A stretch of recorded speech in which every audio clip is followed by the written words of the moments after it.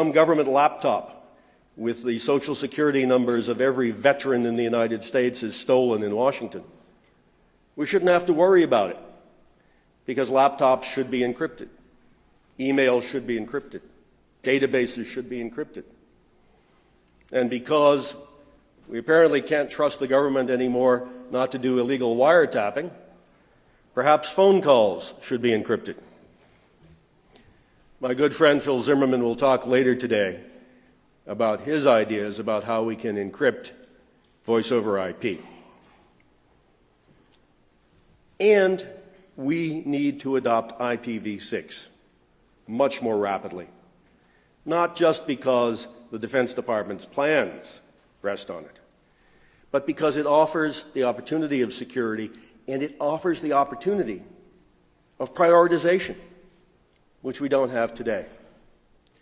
In a disaster like 9/11 or Katrina, we have a system that's 30 years old so that emergency responders can have priority on telephony. We all carried around a little GETS card, Government Emergency Telecommunications System, that allowed us to get through when the lines were all blocked. I used to use it on Mother's Day.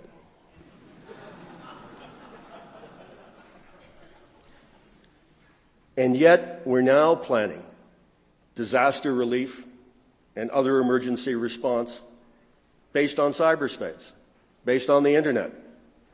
And there is no way today to differentiate an email from someone to their grandmother or a packet of your latest vacation photography with an emergency responder trying to get through after a major disaster.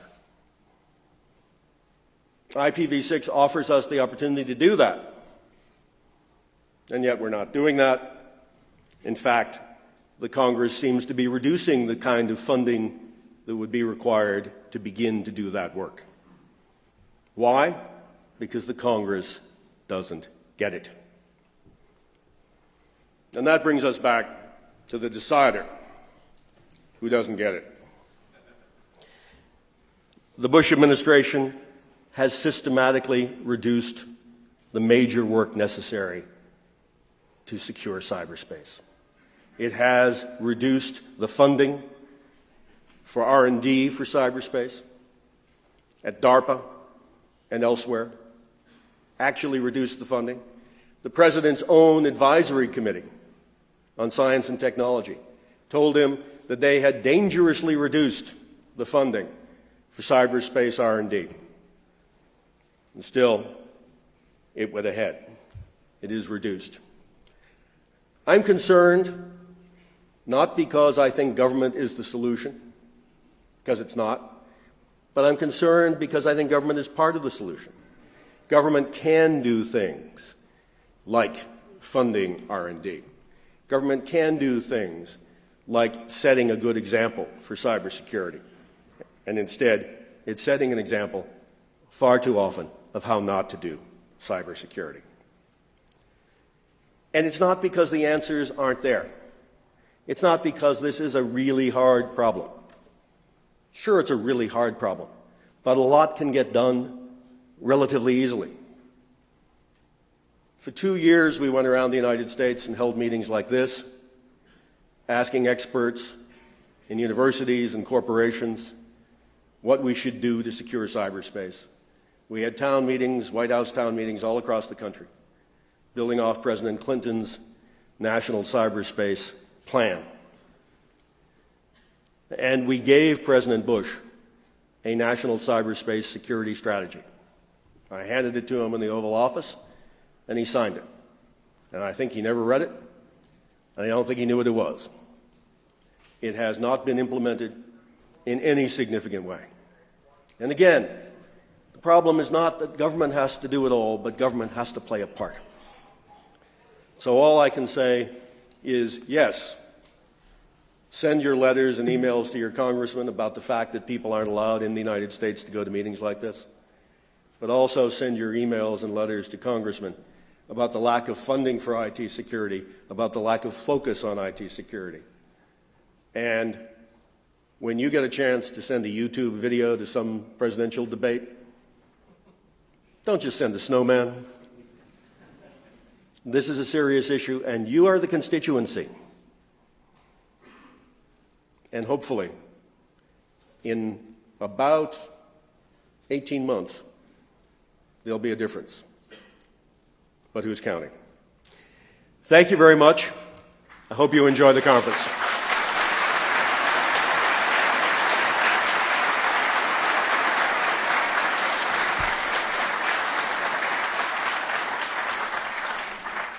We have a little bit of time if anybody has any questions that you think I can answer.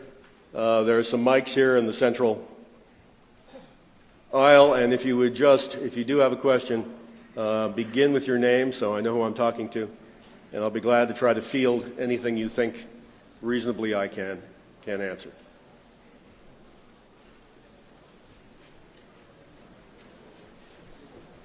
Hi, Richard. I'm Mauro Israel from the French press Maxicures. I would like to know what you think about biometry. About biometry? Right. Well, not much. You better define it for me.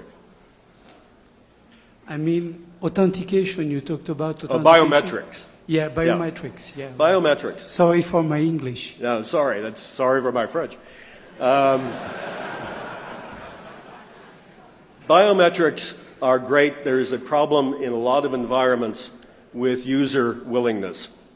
And there are cultural problems in some locations with user willingness with some kinds of biometrics. And frankly, some of the early implementations didn't work too well. That's frequently the problem with early implementations on things.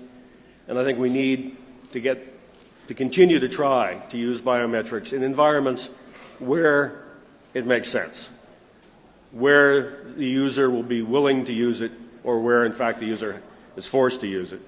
And we need to keep trying at it because it got a bad reputation, frankly, in a lot of environments during the first round of implementations. And we need to tell people it does work.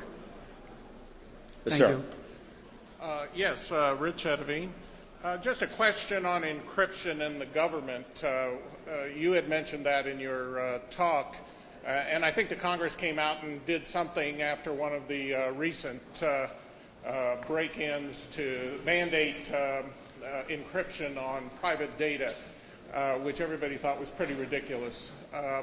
How long do you think it's really going to take before we could, assuming we had somebody who was interested in doing it in the government, how long do you think it would realistically take to get the private data encrypted? I think you have to, in the government at least, you have the power of regulation. You can tell government agencies to do it. And you're right. After the Veterans Administration lost that data, the Office of Management and Budget did put out a directive to do sort of whole disk encryption on laptops. But they lacked the ability to see if that kind of regulation is actually being enforced, is actually being adopted.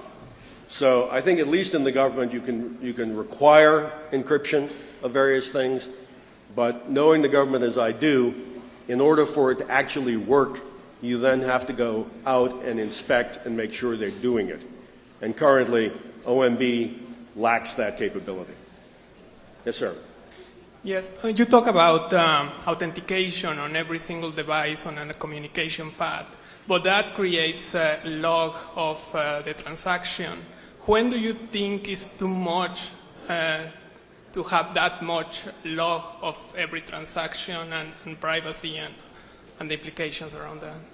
Well, there are two different issues there. There's one which is latency, and if it creates latency, that's a problem, but it doesn't have to create latency. The second issue is privacy protection. And there are ways, obviously, encryption and other things, to do privacy protection. But the rock bottom issue on privacy protection is, can we trust the government? And because of what we now know that the government did without legal authority, in terms of data mining, in terms of wiretapping, without court order, there is good reason not to trust the government on privacy. And I think one of the things we need to do is to set up an active oversight system of people outside the government who have the appropriate clearances and have the appropriate access so that they can verify that the government is not breaking the law on privacy issues. And until we have that, we have to assume that they are still occasionally breaking the law on privacy issues. And no matter what you do, if you can't trust the government, your privacy information is always at risk. So I think the solution is both a technical one and a policy one, where we have active oversight for civil liberties by people who are not appointed by the President.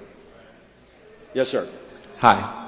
My name is Joe Pepin. I work for a large managed security services provider, and we deal with hundreds of clients in the private sector.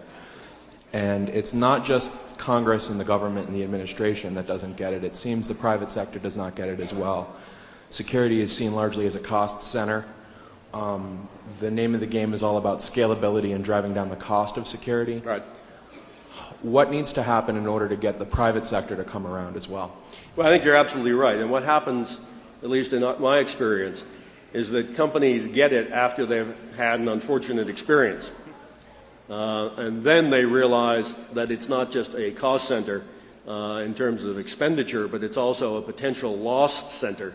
Loss in terms of the corporate reputation, loss in terms of customers, loss in terms of stock value if they're publicly traded. I think all you need to do if you really want to see an example of people who take it seriously or go to companies that have been recently burned and that fact has become known to their clients and to the public. You know, a company like TJ Maxx now takes cybersecurity a bit more seriously than it did before. What I think can happen is that industry groups together can establish best practices and standards. This is has happened for some time in banking and finance, but it hasn't happened in some of the other sectors, obviously not in commercial sales. I don't yet think the best approach is for the government to tell these industries how to do their IT architecture. The government can't do its own IT architecture. But for the industries themselves to adopt best practices and for that to be incorporated through the Sarbanes-Oxley auditing procedures, that holds out some hope. Yes, sir. My name is Ashish.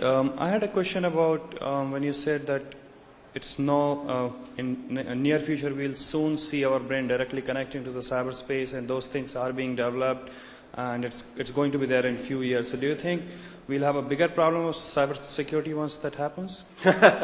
Well, if in fact we're able to access cyberspace directly from our brains without having to sit down at a keyboard or hold a handheld, which I think actually will be technically possible in 10 to 20 years, it's not going to happen unless cyberspace is more secure or unless there is some way of preventing the obvious problem. But, you know, today we are all fairly intimately tied to cyberspace, and it's going to continue to be that way. And whether we're talking about machines in hospitals today that are keeping people alive, that are connected to cyberspace, or banking and finance, or important functions of the government, there are things today that are a matter of life and death that are connected to cyberspace.